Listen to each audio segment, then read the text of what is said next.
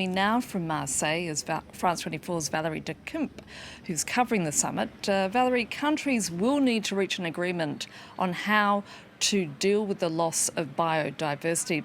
So what exactly is on the table? Well, there certainly is a sense of urgency here in Marseille, and you only need to look at the data to understand why. 1 in 4 mammals, 1 in 8 bird species threatened with extinction. 80% of insects have already disappeared. The IUCN is expected to release its updated red list of threatened species, which will most likely confirm what experts have been fearing all along, that we are facing a biodiversity crisis. Now, Marseille, the host city, is at the heart of the Mediterranean Sea, which has become a hotspot for biodiversity loss with pollution, with invasive species ravaging ecosystems. So this is where leaders, civil society, NGOs, business leaders will gather to come up with a strategy, with a 4-year plan to protect biodiversity and nature ahead of a biodiversity summit in China later next year. Now, we are looking at an ambitious target to conserve 30% of the world's oceans and land by 2030, a proposal brought forward by France and Costa Rica. French President Emmanuel Macron, as you said, is already in Marseille. He took part in a sea expedition this morning to highlight the problem of plastic pollution. He's also expected to give a speech later today at the opening ceremony. So a highly anticipated summit, not just because the stakes are high, but also because it's the first major environmental summit since the pandemic began.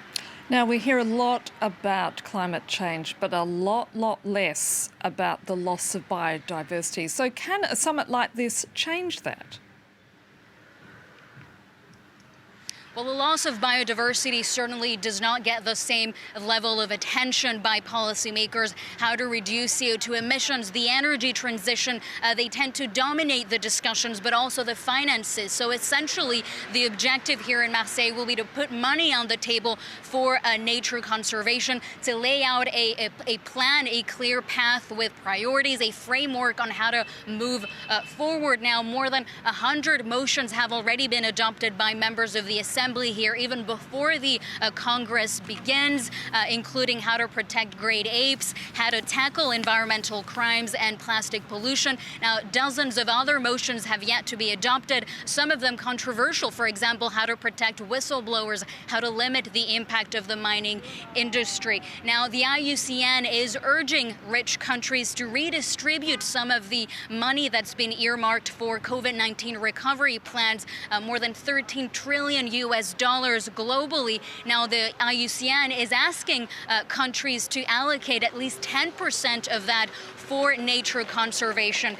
Now, many people here warning that just creating pockets of pristine natural reserves, protected areas, without addressing the core fundamental causes of the loss of biodiversity, intensive agriculture, pollution, pesticides, basically does not make sense. Now, bear in mind that whatever gets decided here in Marseille will not be legally binding, but it can influence policymakers and hopefully steer governments in the right direction. Valérie Dekimpe reporting there from Marseille. Thank you. And